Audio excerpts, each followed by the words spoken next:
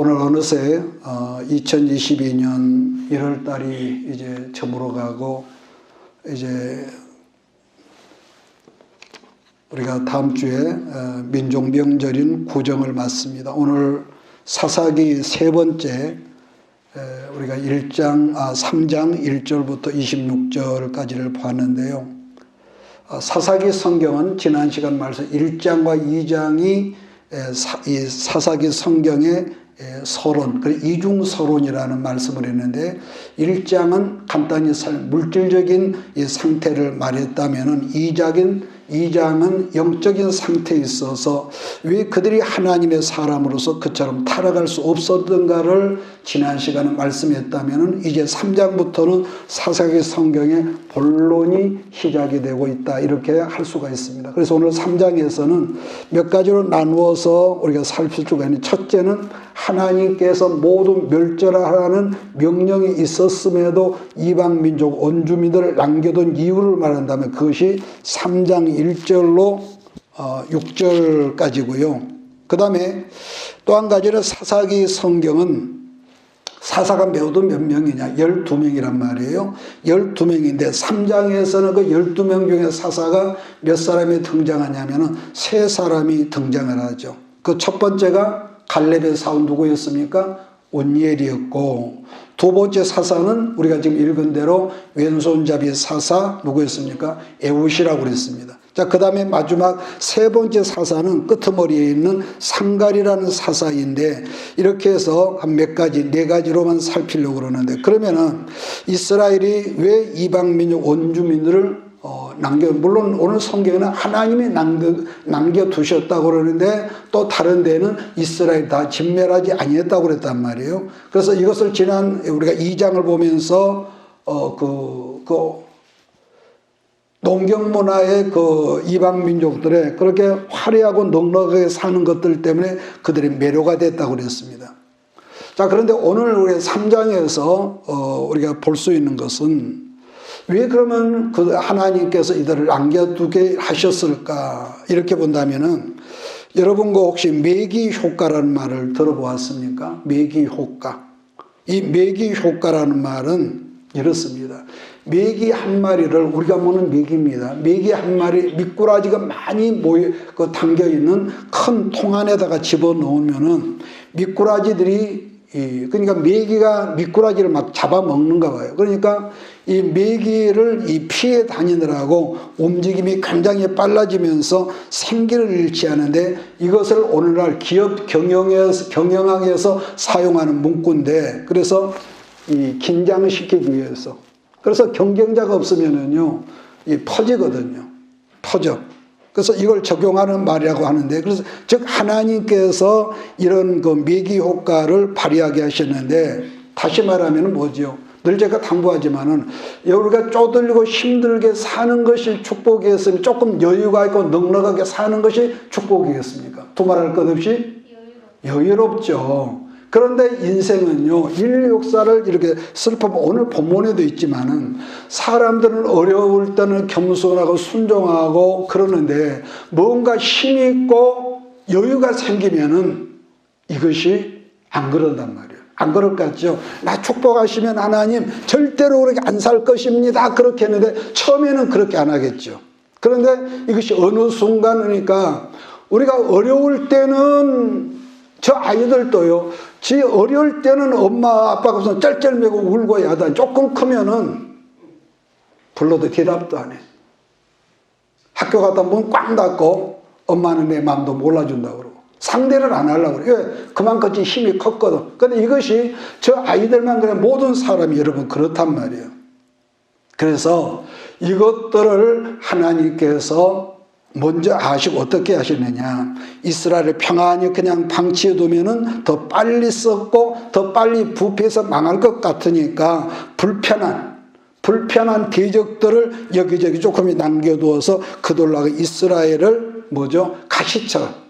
그러니까 이스라엘이 똑같은 환경이지만은 그들이 하나님을 의지할 때는 주변의 대적들이 잠잠했는데, 우리가 이 구약사를 봐도 그런단 말이에요. 그들이 뭔가 먹고 살면 하나님과 멀어지면은 주변 나라가 시끄러워, 정치적으로.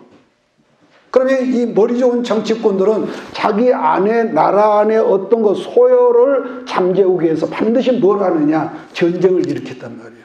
전쟁을. 그래서 오늘 보면 이스라엘을 가시처럼 찌르게 해서 온전히 깨어있고 살아있게 만들어서 하나님을 의지하도록 정신 차리게 하는 효과를 제가 아까 말하기에 무슨 효과라고요? 그것이 매기 효과라. 여러분들 머리가 좋습니다. 겁나게. 이렇게 좋은 줄 몰랐는데 이것을 매기 효과다. 자, 본문 성경 앞부분을 보면은요, 이런 말이 있거든요. 여호와를 알지 못하는 세대라는 표현들이 있는데, 근데 지난 시간에 2장에서 언급했지만은, 말씀을 통해 지식 전달은 되었는데, 그럼에도 불구하고 윗대에서 흘러내려오는 전달받은 어떤 그 여호와에 대한 그 지식들이 자기 안에서, 여러분 그렇습니다. 우리가 지식은 정말로 좋은 건데 무식하다는 말을 하거든요. 하나님도 내 백성이 여호와를 알지 못해서 망할 짓을 한다고 그랬는데, 문제는 이런 지식이 우리 안에 고차가 돼버리면은 아무런 능력이 없는 거예요. 음식은 먹지만은 영양분이 안 돼. 특히 본문 3장에서는 여호와를 알지 못한다가 아니라 여기서는 전쟁을 알지 못하는 세대라고 그랬단 말이에요. 그러니까 그렇게 하나님은 아까 언급한 그들을 잠자는 영들을 깨우기 위해서 뭘 예비하셨느냐? 가시, 올무와 같은 이 악한 세력을 남겨두셔서 그들이 잠자면 찌르게 하셨다는 거예요. 의도적으로. 그래서 첫째 블레셋, 오늘 본문에 보니까 5 족속을 남겨두셨고 가나안 땅 여러 원주민들을 이곳저곳에 남겨두셨다고 성경은 말씀하고 있는데, 솔직히 오늘날 우리들 삶 가운데 아까 제가 언급했지만 하나님의 어떤 터치하심이 없으면은 마치 사사시대 이스라엘 사람들처럼 우리는 뭐죠? 본능적으로 하나님과 멀어지게 되고, 가급적이면은 게으름 비워. 여러분, 오늘 아침에 제가 새벽에요, 2시쯤 일어났는데, 가만히 일어나서 기도하다 보니까 교회 갈 시간이 되는 거예요. 한 2시간 이 침대에 앉아있으면은 피곤합니다. 다시 이불 속으로 쏙 들어갔죠. 근데 시간이 됐는데 시계를 보니까 가기 싫어. 이럴 땐 안 가면 좋은데. 그래도 여러분 늘 말하지만 나쁜 것은 이게 습관이 빨리 돼도요, 좋은 것은 안 그런단 말이에요. 그래서 그래 가야지. 그래서 내가 여러분 일어나서 아침에 새벽에 왔는데요. 그러니까 그게 매기 효과를 통해서 하나님께 자기 백성을 보호하시려고, 그러니까 저 원수들이 이쁘고 좋아서가 아니라 자기 새끼들을 보호하시기 위해서 이방 백성을 남겨두셨다. 제 말씀은 이해가 되십니까? 오늘날도 여러분 그렇단 말이에요. 그래서 여러분 거룩이라는 말을 기억하실 거예요. 거룩이란 말, 이것은 거룩, 세속적인 것들과 분리한다는 말이 거룩인데, 그게 같은 말이겠지만은 하나님의 백성들을 뭐로 분별하냐 한다면은 양과 뭐가 있겠습니까? 염소란 말이에요. 섞여 있으면 잘 몰라. 자, 그런데 성경을 보면은 성경적으로 대답하면 목자의 음성을 듣고 부르심에 응답하는 것이 양이더라. 이 양은요, 시력이 아주 나쁘대. 근데 이 귀는 굉장히 예민하다거든요. 다르게는 뭐라 할까? 예배에 언제나 이 반응을 할 수 있다면은 그 사람은 하나님과 멀어진 사람이 아니겠죠. 그러죠? 그런데 만약에 이렇게 바쁜데 좀 한두 번 좀 쉬면은 뭐 하늘에 벼락이 떨어지냐? 하나님 뭐 어쩌냐? 그런다면은 그 사람은 성경 속에 섞여 있는 누굽니까? 이방인과 같은 이런 부류다. 이것이 하루아침 된 것이 아니라 어느 순간 이렇게 생긴단 말이에요. 자, 그런 점에서 구별되는 것이 두 가지라 하기에는, 첫째는 디모데전서 4장 5절에 우리가 잘 아는 말씀이 있죠. 뭐가 있습니까? 하나님의 말씀과 기도로 거룩해짐이라. 이겁니다. 그러니까 늘 항구하지만은 말씀만 쫓아가도 거룩에서 멀어져 버리고, 기도만 쫓아가도 거룩에서 멀어지고. 제가 늘 탐구하죠. 말씀이 분명히 좋은 건데 말씀만 쫓아가면은 나도 몰래 지식은 우리를 교만하게 만들어. 그래서 또 반면에 기도만 쫓아가면은 신령은 하는데 이 뭡니까? 박자가 안 맞아. 그래서 항상 성경은 말씀과 기도, 은혜와 진리, 다시 말하면 구별되고 거룩한 백성이 되기 위해서는 말씀에 우리가 늘 응답해드리며 언제나 자기 삶 속에서 기도하며 늘 제가 당부하죠. 걸어가면서 일하면서 그래서 세상에 헛된 거 이런 것이 내 생각 속에 여러분 둥지를 틀지 않도록 이건 뭐냐 하나님을 위해서가 내가 나를 스스로를 위해서 나를 관리한다는 그런 내용이랄 수 여러분 있단 말이에요. 자 1절로 4절을 같이 읽으면서 오늘 3장으로 들어가겠습니다. 시작.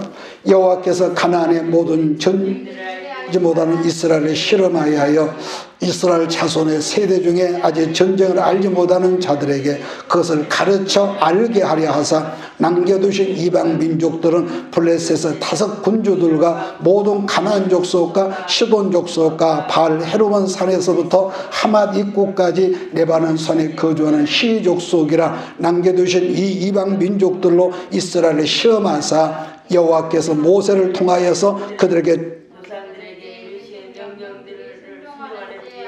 하셨더라. 그러니까 지금 여러분 우리가 같이 읽은 말씀을 정확히 말하면은요, 이것이 바로 아까 언급한 대로 매기 효과를 주시기 위해서. 자, 2번째 메시지는 첫째 사사가 온니엘인데 본문에서 발견하는 것은요, 어느 시대나 하나님께서 이스라엘 백성들이나 이 말세라 우리들에게 허락하신 승리나 축복하심은 대적들의 크기와는 전혀 상관이 없다는 거예요.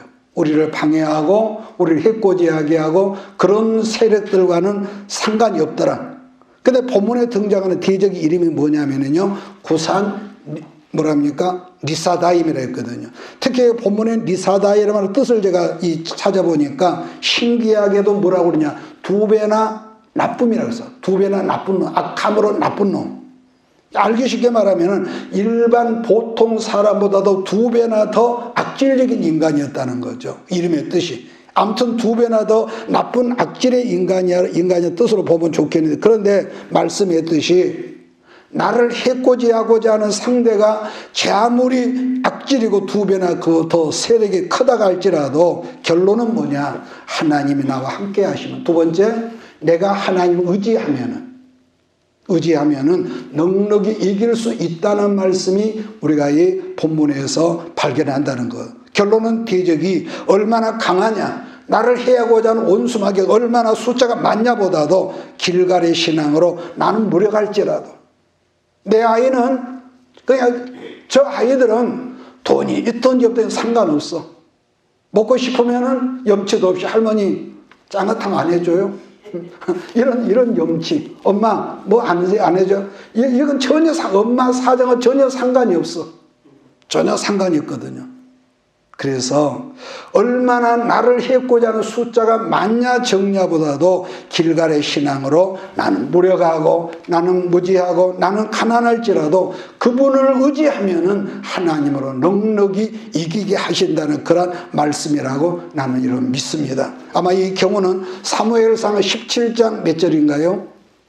45절 말씀 보면은 여러분 그 이스라엘이 블레셋과 전쟁에서 어린 다윗이 블레셋 대장군 골리앗 앞에서 선포한 말씀과 동일하다고 보는데요. 거기 보면은 다윗이 블레셋 사람에게 이르되 너는 칼과 창과 단창으로 내게 오거니와, 그 다음에 기억합니까? 나는 만군의 여호와의 이름 곧 네가 모여가는 이스라엘 군대 하나님의 이름으로 네게 간다. 이렇게 말씀하면서 물맷돌을 던졌다는 거죠. 이러한 자세가 바로 온니엘의 신앙의 특징이다. 제가 간단히 요약을 했습니다. 그러니까 지난 시간 제가 말씀했지만은 사사시대 악순환이 뭐냐, 불신앙하고 불순종하는 삶을 살면은 그럼 반드시 뭐가 왔습니까? 반드시 징벌이었단 말이에요. 징벌이었어. 그러니까 징벌이 오면 징벌 가운데 이스라엘이 어떻게 합니까? 너무 힘드니까, 대적들에서 괴롭게 하니까 이제는 하나님 가운데 하나님 앞에 그들이 부르짖었단 말이에요. 그러면 하나님께서 그 부르짖음을 들으시고 오셔서 자기 택한 사사를 세워서 구원하시고, 그리고 나서 먹고 살만하면은 또다시 옛날로 돌아가는, 이것을 사사시대 악순환이라고 이런 말씀했거든요. 그러니까 이런 것을 한두 번 하고 끝내고 이제는 정말 이렇게 안 살아야지, 그랬으면 좋겠는데 그게 아니라 계속적으로 400년을 그렇게 살았다는 것. 자, 그러므로요, 사사기에서 그들이 울부짖었다는 것은 지난 시간에 말했죠. 복임이 뭐라고요? 우는 자들이라고 그랬습니다. 따라서 복음에서 흘린 눈물이란 본질적으로 하나님 앞에 통회하고 자복하는 그 회개의 눈물이 아니라 한마디로 뭐라고 할까? 징징거렸다. 이렇게 좀 표현이 맞을지 모르겠네요. 자, 그러므로 본문에서 부르짖었다는 말은 반복하지만은 회개로서의 이스라엘이 하나님께 부르짖음이 아니라 그 순간의 어떤 회피용으로. 그러니까 하나님은요, 우리들에게 많이 어떻게 뭐라 할까요? 좀 속된 말로 이 부모를 아이들은 속인다고 그러죠. 거짓말도 순간순간 하던 것처럼 하나님만이 속아주신 것 같아. 그게 복입니다. 자, 그런데도 구원해 주시면은 또다시 약속이 나는 듯이 원점으로 돌아가는 역사가 이스라엘 역사였다. 그래서 그것을 악순환이라고 그랬다. 좋은 얘기도 아니지만 저는 어렸을 때에 담배를 일찍 배웠습니다. 담배가 맛있거든요. 담배가 맛있어. 근데 문제는 이 어려서부터 피운 담배를 끊지를 못하고 나중에는 그런 날을 하필이면 집사로 세우더라고. 그래서 그래 어떻게 합니까? 이 담배를 끊지 못하고 이 담배가 냄새가 나잖아. 그래서 교회를 가면은 생쌀을 씻고 가고, 그때 당시에 그 잘 나오는 유명한 바보민트 껌이라고 있었는데 그 껌을 신고 가고. 그러면은 그 목회자 되신 우리 목사님의 전도사님이 그냥 인사만 하면 좋고 꼭 곁에 와서 박집사 왔어 그러면 이렇게 하면 어떻게 합니까? 얼마나 냄새가 나 뻔할 거니까. 내가 그 생각이 여러분 지금도 나는데요. 자, 그런데 이 담배 때문에 우리 집에서 굉장히 핍박을 많이 당했습니다. 담배 때문에, 예수 때문에 핍박당한 게 아니라. 왜냐하면 결단을 못했거든, 집사가. 그런데 내 나이 31살 땐가 담배를 비로소 끊었습니다. 잘했죠? 예, 아주 잘했어요. 물론 그전에도 담배를 여러 번 끊었죠. 끊었는데 문제는 뭐냐? 담배 끊은 기념으로, 일주일 끊은 기념, 한 달 끊은 기념으로 또다시 담배를 기념으로 피웠고, 어쩔 때는 내 기억으로 6개월쯤 끊었는데 그 기념으로 내가 다시 피고 있더라는 거. 그런데 어느 순간에 어떤 뭐가 되냐, 이게 남자가 이게 무슨 일이냐 이것이. 집에서는 맨날 담배 피운다고 징징거리고.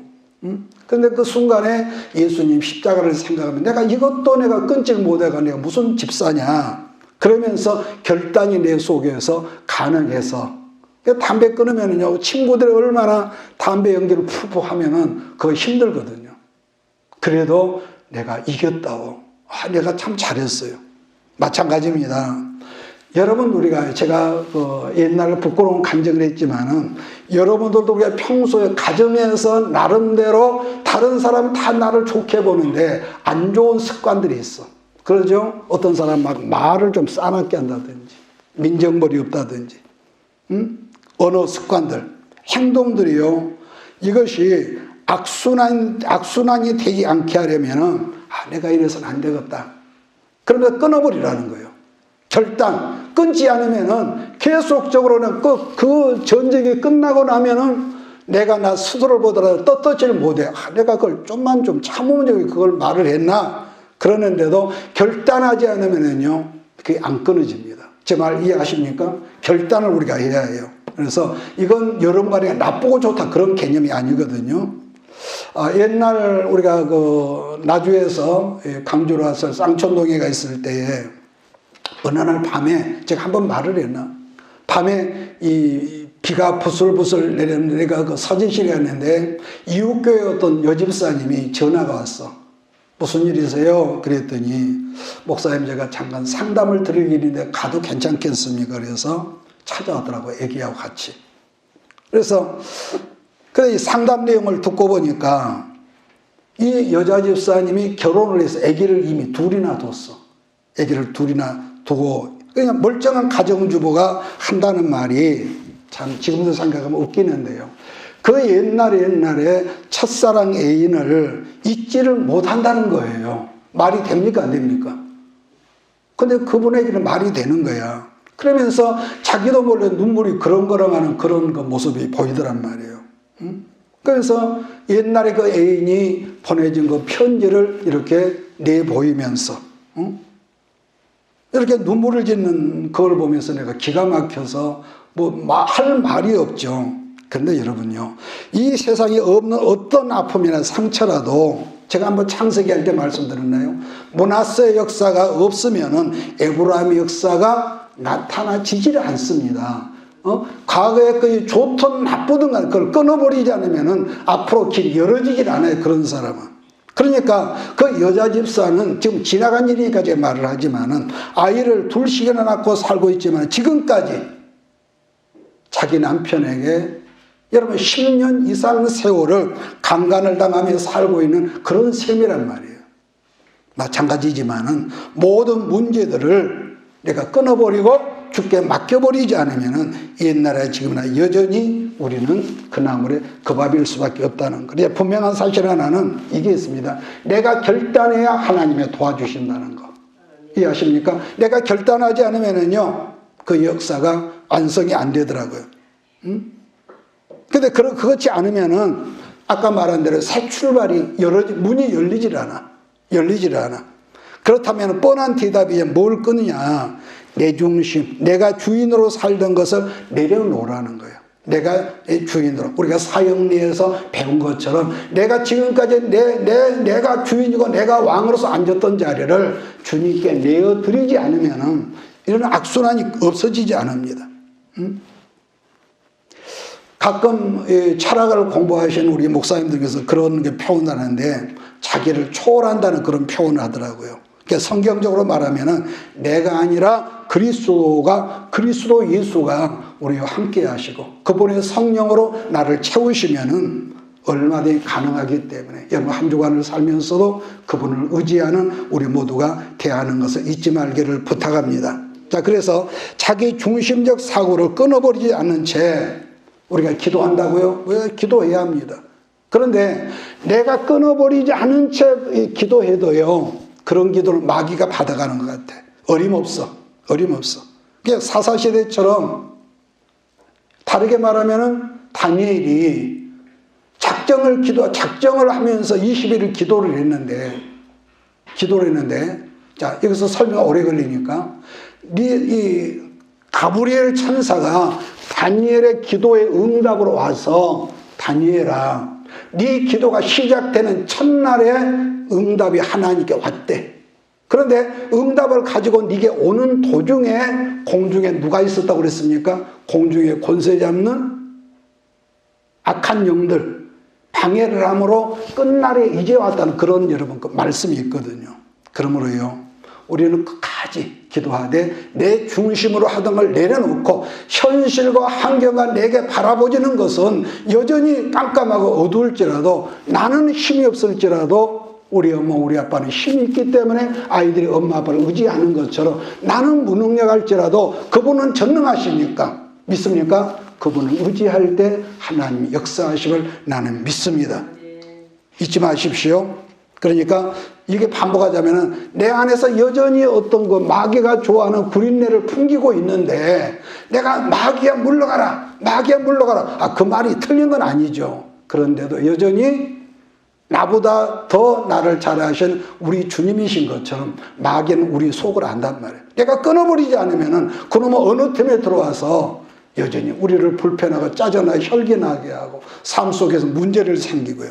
그러니까 신실한 교회 안에서도 이게 또 있습니다. 인간관계 사람이 많이 모인 그 교회에 제가 목사님들 말 들어보면은요, 인간관계가 별로 탐탁하지 않는 사람 특징을 한마디로 말한다면은 자기 중심적인 사고, 부부도 마찬가지입니다. 어떤 걸 좀 내려놓고 양보하고 때로는 좀 그래 내가 이러면서 포기하면 되는데 그걸 좀 못 내려. 근데 실은 나도 그랬거든요. 옛날에 얼마나 내가 좀 거시기했습니다만. 그러니까 우리는 항상 어떤 뭐가 사고가 있냐면은 저 사람이 나한테 잘해주냐 못해주냐 나한테 뭐 항상 거기에 우리가 매여 있단 말이에요. 그러니까 이것이 자기 중심적인 사고를 내려놓지 못하면은 항상 이런 엉뚱함이 있단 말이에요. 그러면은 그 사람이 여자든 남자든 뭡니까? 결론적으로는 뭐가 있을까요? 미스터, 미시스, 좁쌀인 것이죠. 옛날에 나온 책에서 마더 테레사라는 소녀가 인도에를 다녀와서 쓴 어떤 자서전 같은 그 책에 이런 구절이 있는데요. 어떤 빈민촌에 빵을 한 트럭 싣고 가서 애들에게 나눠줬을 거 아니에요. 그랬는데 이 아이가 빵을 하나를 받더니 소녀님 잠깐만 계세요 그러더니 어디를 쏙 달려갔다 오더니 그래서 소녀님이 얘는 어디 갔다 오니? 그랬더니 예, 소녀님 내 친구가 지금 엄청 배고픈 아이가 있어서 그 아이가 먼저 갖다 줬습니다. 뭐 그랬더라가 아니라 그 짧은 멘트가 뭘 암시하냐면은 그 꼬마라도 자기 중심적인 사고를 깨버린 사람만이 나보다도 상대를 선물로 줄 수 있다는, 이거 부부간에도 마찬가지입니다. 부부간에도. 그래서 이것은 우리가 서로 처음부터 이거 100점짜리는 없으니까 자꾸 우리가 말씀을 통해서 나를 훈련하고, 어떤 우리가 생각이 날 때 그래 오늘 목사님 말씀 이런 말씀 하셨어. 그러니까 항상 주의 종이 여러분의 말을 하지만은 하나님께서 우리 목사님을 통해서 그날 이런 말씀을 내게 주셨지. 아멘이십니까? 예, 이것을 잊지 말라는 것. 자, 오늘 운니엘 사사가 하는 행동을 보면은 자기 중심적인 사고를 깨버렸더니 하나님이 운니엘에게 능력을 주셔서 자기보다 2배나 강한 구산 리사다임을 박살을 내었다. 오늘 여러분들도 여러분 앞의 문제들을 보면서 근심하고 이게 집 계약할 날이 얼마 안 남았는데 우리는 이런 현실적인 문제를 벗어버릴 수가 없죠. 그럼에도 불구하고 온니엘처럼 하나님 나는 힘이 없고 난 어떤 대안도 없지만은 온니엘이 그런 거죠. 하나님만을 철저하게 의지할 때 주께서 내 편이 되시고 내게 응답의 통로를 열어주실 줄 나는 믿습니다. 할렐루야. 이런 각오와 이런 다짐으로 여러분 한 주간을 살기를 바랍니다. 8절로 11절을 같이 읽겠습니다. 시작. 여호와께서 이스라엘에게 진노하사 그들을 메소포타미아 왕 구산 리사다임의 손에 파셨으므로 이스라엘 자손이 구산 리사다임을 8년 동안 섬겼더니 이스라엘 자손이 여호와께 부르짖으매 여호와께서 이스라엘 자손을 위하여 한 구원자를 세워 그들을 구원하게 하시니 그는 곧 갈렙의 아우 그나스의 아들 온니엘이라. 여호와 영이 그에게 임하셨으므로 그가 이스라엘 사사가 되어 나가서 싸울 때에 여호와께서 메소포타미아 왕 구산 리사다임을 그의 손에 넘겨주시며 온니엘의 손이 구산 리사다임이 이기니라. 온 땅이 평온한 지 40년에 그나스의 아들 온니엘이 죽었더라. 여러분 본문에 메소포타미아는 바벨론 그 인근에 있었던 나라인데 한마디로 강하고 아주 센 나라였다는 것을 암시하고 있습니다. 자, 그 다음 두 번째 사사로 왼손잡이 에웃이 나거든요. 첫 번째 사사가 대적의 크기와에 상관없이 이긴 사사였다고 한다. 두 번째 사사 에웃은 나의 연약함과 부족함과 이 무지함과 상관없이 여기서도 오로지 주만 의지하면은 대적을 이긴다는 이 함축적인 뜻을 지니고 있다는 것. 자, 그러므로 우리가 내가 뛰어넘을 수 없는 어떤 태산과 같은 대적의 초점을 맞춘 것이 대적에만 초점을 맞춘 것이 1대 사사, 2대 사사 에웃은 오직 자기에게만 초점을 맞췄는데 무슨 말이냐?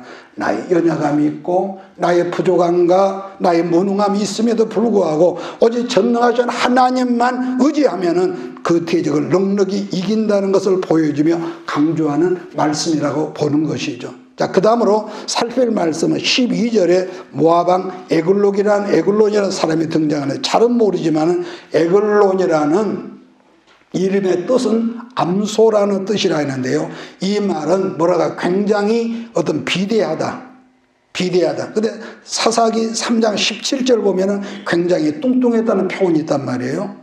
여기서 참고할 말씀 하나는 성경에서 어떤 사람을 반복적으로 이렇게 거론하고 있는 것은 그 사람 영적 상태를 말씀하는 것으로 보아도 틀리지 않다고 보는 것이죠. 예를 들면요, 이사가가 여기서 야고보를 보겠습니다. 이삭이 나이가 많아 눈이 어두워서 큰아들 작은아들을 분별을 했습니까? 못했습니까? 못했다고 그랬거든요. 그런데 그보다는 그걸 우리가 그 액면 문자적으로 보는 것보다도 그보다는 나이가 많아서 눈이 어둡다는 것을 일반화시킨 것보다는 그보다 그 영적인 상태가 그 당시에 그랬다. 이렇게 우리가 보는 것이 합당하다고 보는 것은, 그 다음에 그 아들 야곱이 늙어서 누구를 축복합니까? 자기 아들 12아들을 축복하는데 그보다도 요셉의 아들 에브라임과 므낫세를 축복할 때에 큰아들과 작은아들을 앞에다 놔둘 때 요셉이 와서 그 아버지 야곱이 손을 어긋맞춰서 안수를 했다고 그랬거든요. 그러니까 요셉이 깜짝 놀라고 하는 말이, 아버지, 이 아들이 큰아들이 이 아들을 차지합니다. 그러니까 이 눈이 먼 야곱이 뭐라고 했다는 거예요? 아들아, 나도 안다. 그러면서 여호와께서 에브라임을 더 크게 하실 거야. 이렇게 말씀을 여러분 하고 있다는 거예요. 그러니까 영적인 상태인데 특히 제사장 엘리도 하나님의 법궤를 블레셋 사람에게 빼앗겼다는 말을 듣고 놀라서 의자에서 뒤로 넘어져서 목이 부러져 죽었다 했는데, 그때도 나이가 많고 비둔한 탓이라고 그랬는데, 그것이 외적인 것도 그렇지만 내적인 것이 그랬다는 거예요. 영적인 것이. 자, 그런데 그보다는 그 사람이 영적인 상태를 말씀하는 것으로 보아도 아까 제가 반복합니다만은 틀리지 않다는 것이죠. 자, 모압 왕에게 공부를 들었을 뿐만 아니라 무려 18년 동안을 모압 족속에게 이렇게 약탈을 당했다는 말씀이, 사사기를 읽을 때요, 여러분 우리가 꼭 눈여겨보아야 할 부분은 또라는 이 표현을 주목하라는 거죠. 또. 자, 12절부터 14절을 같이 읽겠습니다. 시작. 이스라엘 자손이 또 여호와의 목전에 악을 행하니라. 이스라엘 자손이 여호와의 목전에 악을 행함으로 여호와께서 모압 왕 에글론을 강성하게 하사 그들을 대적하게 하시며, 에글론이 암몬과 아말렉 자손을 모아가지고 와서 이스라엘 쳐서 종려나무 성읍을 점령하니라. 이에 이스라엘 자손이 모압 왕 에글론을 18여 동안 섬기니라. 보세요. 근데 여기서 고통 가운데 고통을 당하니까 하나님께 이스라엘이 뭐죠? 부르짖죠. 그래서 이건 어쩔 수 없이 여러분 부르짖지 않으면은 응답이 없다는 거. 그랬더니 베냐민 지파 사람 누굽니까? 왼손잡이 에웃이라는 사람을 2대 사사로 보내셨다고 성경 말씀하거든요. 자, 그럼 여기서 잠깐 베냐민이 여러분 누굽니까? 베냐민 야곱의 막내 아들이 12번째 여러분 아들인데 11째가 요셉이고, 어머니가 누굽니까? 어머니가 나일이란 말이에요. 그 어머니 나일이 베냐민을 낳다가 상고로 말미암아 어머니가 죽었다고 그랬습니다. 그래서 엄마가 이 아이를 막내를 베논이라고 지었는데 아버지가 아니다, 베냐민으로 이렇게 바꿨다는 거죠. 베냐민의 이름의 뜻이 뭐냐면은 오른손의 아들이다. 오른손의 아들이라. 물론 이게 편견일 수도 있지만은 제가 한번 말씀드렸는데 우리나라도 왼손잡이를 싫어해서, 우리가 어렸을 때만 해도 아이들이 밥 먹을 때요, 왼손으로 밥 먹으면은 복달아 난다고 이 왼손 밥을 못 먹게 했습니다. 근데 언제가부터 양손이랑 복 있다고 또 말이 또 바꿔지게 되는데, 자, 그런 점에서 우리나라도 우리 하나님도 왼손이라는 표현을 안 썼다는 거죠. 그런데 사사기 성경 20장을 보면은 베냐민 자손들 중에 왼손잡이가 많았대. 왼손잡이. 그러니까 물론 오른쪽은 구원을 상징한다면은 왼쪽은 뭐가 되겠습니까? 왼쪽은 버림받은, 이게 이제 그렇게 표현이 되겠죠. 자, 그런데 성경은 하필 에웃이 왼손잡이라는 거예요. 에웃이 했지만은, 그런데 제가 어떤 주석을 찾아보니까 에웃이 원래 왼손잡이가 아니라 오른손이 장애가 있었다. 이것은 그 주석을 쓴 사람이 이렇게 말한 거예요. 장애를 지니고 있었기 때문에 왼손잡이가 되었다는 식으로 그렇게 표현한 여러분 그 구절이 있었는데요. 자, 15절, 17절을 제가 있습니다. 이스라엘 자손이 여호와께 부르짖으며 여호와께서 그들을 위하여 한 구원자를 세우셨으니 그는 곧 베냐민 사람 게라의 아들 왼손잡이 에웃이라. 이스라엘 자손이 그를 통하여 모압 왕 에글론에게 공물을 바칠 때에 에웃이 길이가 한 규빗 되는 좌우에 날선 칼을 만들어 그의 오른쪽 허벅지 속에 차고 공물을 모압 왕 에글론에게 바쳤는데 에글론은 매우 뭡니까? 귀둔한 자, 뚱뚱한 자였더라고 그랬습니다. 에웃이 자기 동료들을 이렇게 공물을 바치고 먼저 보내고 난 다음에 이제는 이 왕을 암살하기 위해서 여기 본문에 돌 뜨는 곳이라는 이 표현이 있거든요. 본문에 표현이 있는데, 근데 이게 뭐냐면은 그냥 돌 뜨는 곳이 아니라 모압 족속이 섬기는 우상 이름이 누구냐면 그모스입니다. 누구요? 그모스인데, 그모스라는 신이 특이한 것은 그 그모스 신은 누구냐, 그 몰록 제사란 건데, 이 사제, 그때 당시에는 사제들이 여자란 말이에요. 그때 당시에는 고린도 도시에도 사제들이 전부 여자였습니다. 그러면은 제사를 드리는 모든 남자들이 이 여사제들과 성관계를 함으로 말미암아 거기에서 애기들이 태어난 거예요. 얘들이. 그러면은 그 아들들을 불에 태워서 드리는 이 소위 인신 제사가 이때도 있었다는 거죠. 그런데 나중에 이 제사가 이스라엘에도 유입이 되는데, 근데 그 모세의 신의 머리가 뭐냐면은 지난 시간에 말했나요? 황소, 양소. 그러니까 지금 에웃이 돌 뜨는 곳이라 했는데 알고 보니까 그모스 신상을 만드는 곳이 돌 뜨는 곳이다. 근데 거기에서 에웃이 돌이켜서 에글론을 죽였다. 성경이 이렇게 말하거든요. 또 한 가지 재밌는 표현은 에글론이 이 서늘한 다락방에 홀로 있었다 했는데 알고 보니까 거기는 화장실이었고 거기서 화장실에서 볼일을 보고 있었다. 25절 보면은 그들이 오래 기다려도 왕이 나오지 않아 그래서 기다렸다 했는데 아마도 에글론이 제 생각입니다. 평소에 변비가 있었지 않을까. 한 번 들어가면 굉장히 오래 걸리지 않았겠느냐. 이건 제 추측입니다. 자, 26절, 30절을 보면서 오늘 시간 끝내겠습니다. 시작. 그들이 기다리는 동안에 에웃이 피하여 돌 뜨는 곳을 지나 스야로 도망하니라. 그가 이르러 에브라임 산지에서 나팔을 불매 이스라엘 자손이 산지에서 그를 따라 내려오니 에웃이 앞서가며 그들에게 이르되 나를 따르라. 여호와께서 너희의 원수들인 모압을 너희의 손에 넘겨주셨느니라 하며 무리가 이곳을 따라 내려가 모압 맞은편 요단강 나루를 장악하여 한 사람도 건너지 못하게 하였고 그때 모압 사람 양 10,000명을 죽였으니 모두 장사여 모두 용사라. 한 사람도 도망하지 못하였더라. 그날에 모압이 이스라엘 수하에 굴복하며 그 땅이 80년 동안 평온하였더라. 여러분, 사람마다 어느 정도는요 자기 자신의 어떤 핸디캡이 있거든요. 어떤 사람 키가 적은 것 때문에 항상 그 문제만 하면 움츠리는 사람이 있고, 어떤 사람은 지식적인 면에서, 어떤 사람은 물질적인 면에서 이게 있단 말이에요. 그런데 여러분 본문 성경을 보면은 오른손잡이가 아닌 왼손잡이 에웃이 아까도 같은 말이죠.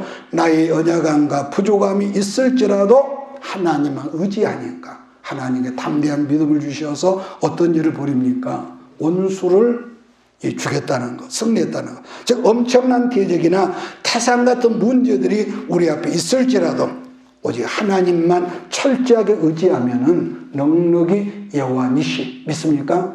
이 신앙을 우리가 잊지 말아야 할 줄 믿습니다. 자, 그 다음에 마지막으로 3대 사사가 누굽니까? 3대 사사가 상갈이에요. 상갈. 이름이. 상갈을 보면은 이 사람은 신분이나 어떤 혈통에 관계없이 마찬가지입니다. 하나님만 의지하면은 승리하더라는 그것을 사사 기자가 여기서도 보여주고 있다는 것. 그런데 여기서 한 가지 공부한 것은요, 상갈이라는 이 사람은 이스라엘 사람이 아니라, 제가 어떤 그 책을 보니까 본 적이 있거든요. 물론 이것은 이건 확실한 것은 아닌데, 근데 근거가 없는 것도 아니에요. 상갈은 우리가 본문에 31절 3장 31절 같이 한번 볼까요? 시작. 에훗 후에는 아나스의 아들 상가리에서 소모는 막대기로 블레셋 사람 600명을 죽였고 그도 이스라엘을 구원하였더라.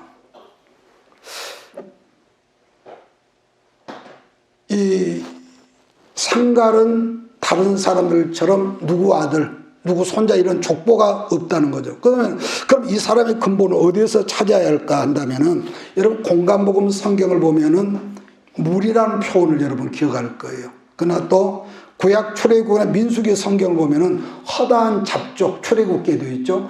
허다한 잡족이라는 표현이 여러분 있단 말이에요. 특히 상갈이라는 이름도 히브리식 이름이 아니라는 거죠. 즉 상갈 사사는 이스라엘 사람이 아니라 이방인이었다. 이렇게 이제 추측을 하는 거죠. 또 한 가지 재미있는 것은 아나스의 아들,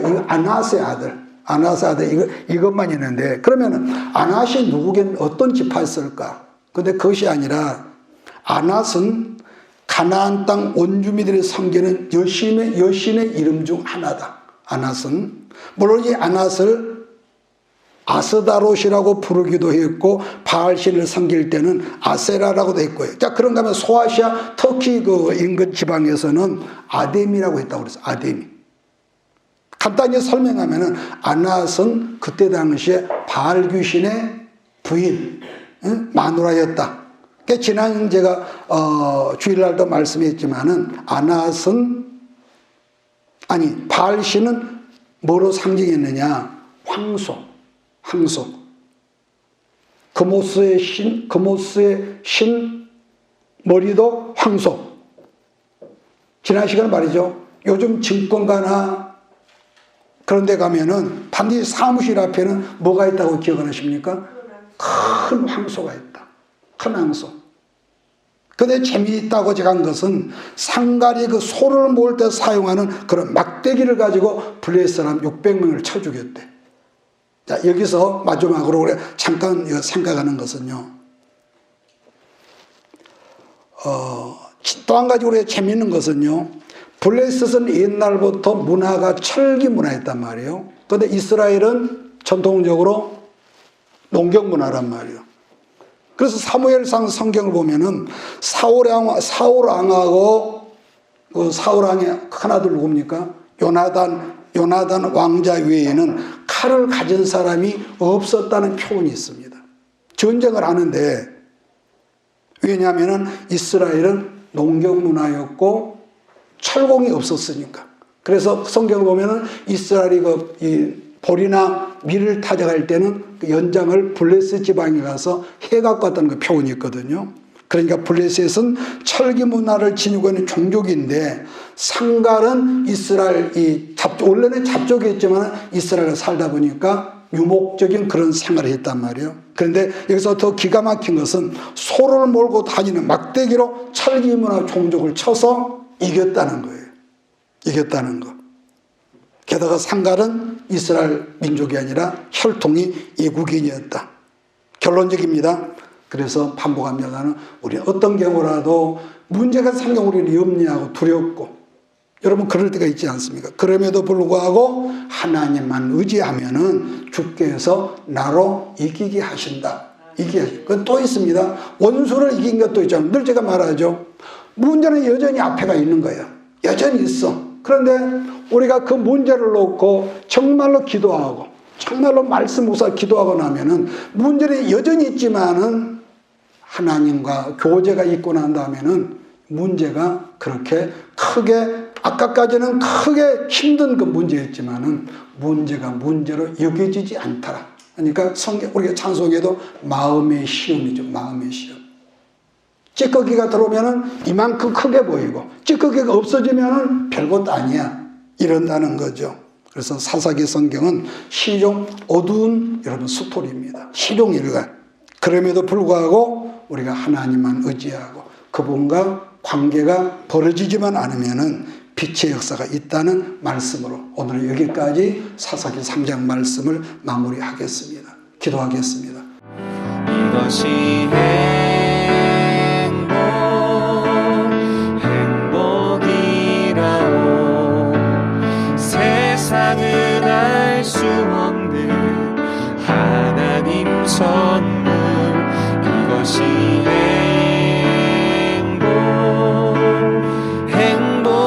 행복이라오 하나님의 자녀로 살아가는 것 이것이 행복이라오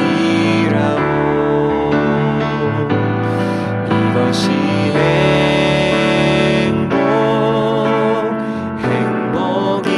행복이라오 세상은 알 수 없는 하나님 선물 이것이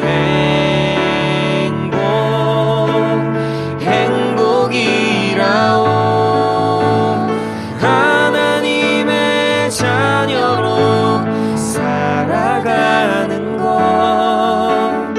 이것이 행복이라오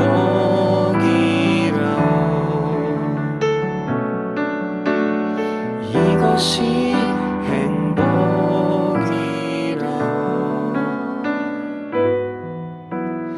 이것이